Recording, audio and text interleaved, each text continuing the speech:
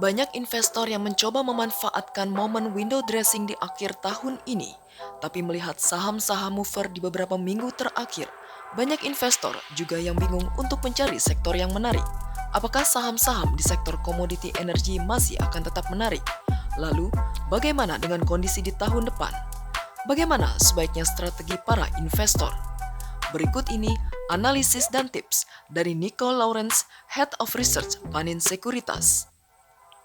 Komoditi mungkin kita harus agak selektif ya. Kalau misalnya buat yang metal mining kan concernnya adalah kayak tren manufacture itu di global tuh lagi lumayan turun ya tahun depan ya. Growth-nya nggak ada, demand harusnya akan mengalami perlambatan. Cuman kalau yang modelnya kayak energi, menurut kita sih harusnya akan masih menarik ya. Karena kan kita tahu bahwa tahun depan itu kan ada potensi terkait dengan energi krisis gitu ya. Salah satunya di drive dari sisi tensi antara Rusia sama Ukraina. Cuma mungkin kita bisa breakdown dari sisi tipikal komoditinya. Kayak batu bara tuh menurut kita ada ruang itu harga masih akan tinggi. Kita tahu walaupun harga itu sempat turun dari 400 ke level 300-an sekarang, cuma harga menurut kita tuh masih akan level di atas 250 atau 200 gitu ya. Karena apa drivernya?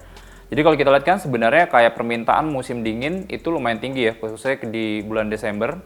Terus dari sisi supply itu di beberapa negara sebagai produsen batu bara kayak contohnya Indonesia, Australia, itu kan curah hujan lumayan tinggi gitu ya. Jadi production agak terhambat, demand-nya tinggi, itu harusnya akan translasinya harusnya bakal bagus. Apalagi biasanya Desember sama tahun baru nih, first quarter di China. Apalagi ada rencana lagi China sebenarnya akan membuka perekonomiannya secara penuh. Jadi itu harusnya akan positif buat batu baranya. Terus kalau kita lihat juga sebenarnya drivernya adalah dari sisi alternatif energi yang lain ya, kayak contohnya minyak dan juga gas. Minyak itu masih didorong kayak harga juga masih akan tinggi karena rencana OPEC itu masih tetap akan memangkas, mereka punya production sampai 2 juta barrels per day. Tren harga minyak tuh masih bakal tinggi. Terus kalau kita lihat dari sisi gas, itu tuh harga tuh sekarang belakangan kan lagi lumayan naik ya kalau kita lihat di Eropa gitu, karena lagi musim dingin, permintaan buat gas itu juga lumayan tinggi. Itu yang sebenarnya menurut kita akan dorong dari sisi komoditi energinya. Apalagi plus kita lihat tension tuh juga masih lumayan tinggi antara Rusia sama Ukraina. Kayak contohnya kemarin ada Rusia itu ada misil, mereka kayak serang, mereka punya nuclear power plant. Itu yang sebenarnya itu jadi wah ini ada risiko nih sebenarnya. Jadi harga energi itu harusnya masih tinggi dan ini akan translasi positif nih khususnya buat sektor energi. Mungkin kita startnya dari global sih ya. Kalau global sih kita lihat sih dari sisi pertumbuhan ekonomi pasti akan melambat ya. Investor concern itu pertama adalah dari sisi suku bunga sebenarnya. Which secara historically kenaikan suku bunga itu tuh biasanya direspon negatif nih sama market ya. Nah, apa sih sebenarnya yang mempengaruhi kayak suku bunga tuh bakal naik? Itu adalah fungsi dari sisi inflasi atau mungkin dari pertumbuhan ekonominya juga ya. Cuman kalau kita lihat kan arah komitmen setiap bank sentral itu adalah lebih ke arah inflasinya dibandingkan pertumbuhan ekonomi. Jadi mereka willing untuk mengorbankan pertumbuhan ekonomi asal dari sisi inflasi itu bisa stable. Karena kita tahu nih modelnya kayak The Fed, ECB, bank-bank lain ya, maksudnya di regional itu menganut kayak inflation frame targeting ya. Nah, kalau kita lihat level inflasi itu tuh sekarang masih lumayan tinggi ya, walaupun sebenarnya trennya turun ya. Nah, cuman biasanya kalau kita lihat secara historical itu yang bisa bawa kayak inflasi itu turun adalah ketika suku bunga itu dinaikkan lebih tinggi dibandingkan level inflasi. Which kalau kita lihat kan sekarang itu arahnya masih ada ruang ya, karena kita tahu kan bahwa inflasi kayak contohnya di US itu sekarang kalau nggak salah 7,7%. Kalau kita lihat Fed rate, itu kan potensinya akan ada kenaikan 50 basis point. Sekarang itu roughly di level sekitar 4,25%. Nah, cuman yang menarik statement atau minutes of meeting-nya The Fed yang terakhir sebenarnya. Mungkin investor positif ya, mereka ngelihat kayak pace dari sisi acceleration suku bunga itu akan mengalami perlambatan sebenarnya. Kayak contohnya kemarin kenaikan 75 basis point, mungkin kedepannya cuma 50 basis point dan ibaratnya kenaikannya nggak akan kayak 75, cuman mungkin akan lebih kecil. Cuman ingat bahwa puncak suku bunga ini yang sebenarnya diperkirakan masih akan lebih tinggi. Konsensus suku bunga itu sekarang mungkin puncak-puncaknya itu adalah 5%.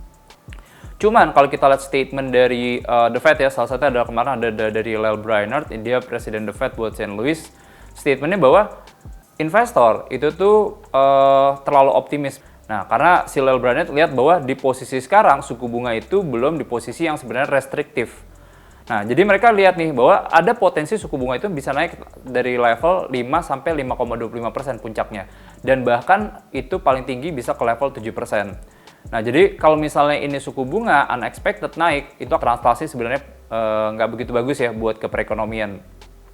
Udah kelihatan juga sih, contohnya tingkat pengangguran kan sekarang lagi tinggi ya. Berapa company itu juga udah banyak yang melakukan layoff, bukan cuma di Indonesia, di global juga sama. Jadi itu yang menurut kita tuh kalau dari sisi global di tahun depan itu masih agak hati-hati sih ya. Makanya kita nggak mau terlalu agresif nih, maksudnya buat outlook ya di tahun depan ya. Buat tahun 2023 kita akhir tahun di 7.428. Assuming level sekarang ini closingnya tuh di level 7.200 ya, berarti kan sekitar kayak 228. Ya berarti sekitar 3% ya.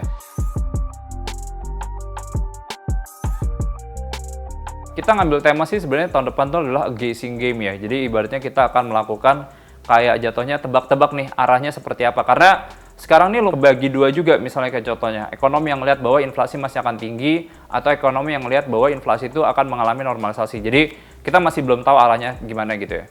Jadi yang saya sarankan sebenarnya adalah buat investor, pertama adalah kita nggak boleh terlalu forward looking. Forward looking apa? Saham itu kan sebenarnya mekanismenya adalah forward looking ya. Jadi intinya kan kayak orang beli saham itu buy based on expectation. Cuman itu kalau kondisi ekonominya bagus sebenarnya, atau kondisi ekonominya normal. Kalau misalnya kondisi ekonominya nggak terlalu bagus atau nggak normal, saya lebih sarankan sebenarnya buy based on realization. Jadi once kalau kita lihat nanti inflasinya bisa turun, lalu kalau kita lihat dari sisi tension juga udah lumayan bisa turun, growth-nya udah lumayan pulih, baru kita ibaratnya bisa agresif ke pasar. Cuma sebelum itu kejadian, saya sih sebenarnya tetap sarankan investor ini lebih defensif dulu nih. Jadi kalau defensif apa sih contohnya? Ya kita posisi cash-nya lumayan gede, atau kita bisa invest ke company-company yang sebenarnya secara sektor itu dia lebih defensif, contohnya kayak consumer, atau telco, atau perbankan. Lalu habis itu kita bisa juga sebenarnya masuk ke aset alokasi yang modelnya kayak kredit ya. Kredit kan kayak contohnya kayak misalnya kita investnya masuk ke peer-to-peer gitu ya. Itu kan ekonomi kan masih bagus ya kalau buat Indonesia tahun depan gitu. Jadi resiko gagal bayarnya juga lumayan rendah. Jadi ini harusnya masih positif juga nih buat kreditnya. Jadi buat dari sisi investor kita saranin sih sebenarnya buat aset alokasi nggak boleh terlalu agresif dulu nih.